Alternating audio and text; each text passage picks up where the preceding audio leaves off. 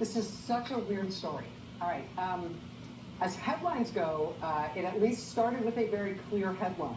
Quote, $10 million in contraceptives have been destroyed on orders from Trump officials. These are birth control pills, IUDs, hormonal implants. The Trump administration decided that they were going to block these supplies from being delivered to developing countries. They promised to deliver these supplies, and Trump said, no, we're not going to deliver these supplies anymore. So this stuff had been sitting in a warehouse in Belgium ever since. This stuff was kind of in limbo.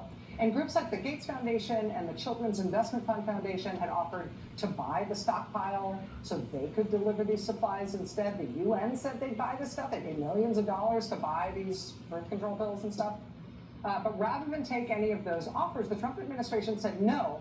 They would instead spend an additional 167,000 taxpayer dollars to incinerate this stockpile of perfectly good contraceptives. Which, okay, wow. But then look at what happened next. The Trump administration apparently told reporters in a statement that the incineration was complete. They had, in fact, burned $10 million worth of contraceptives. They explained, quote, the administration will no longer supply abortifacient birth control under the guise of... Oh, good grief. Now, first of all, none of the products in this $10 million stockpile were abortifacients. This was like birth control pills and IUDs. Birth control pills are not abortions. IUDs are not abortions, it's just birth control.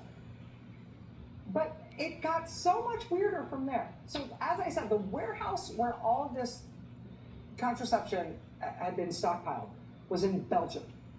Authorities in Belgium saw this report in the New York Times with the Trump administration confirming that it had set all these contraceptives on fire. They've incinerated these $10 million worth of family planning supplies.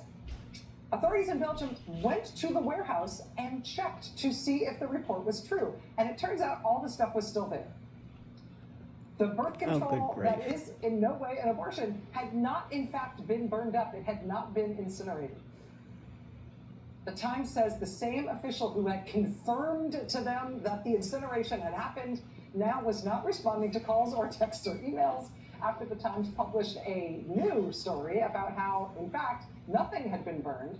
The official finally replied, quote, there was a miscommunication.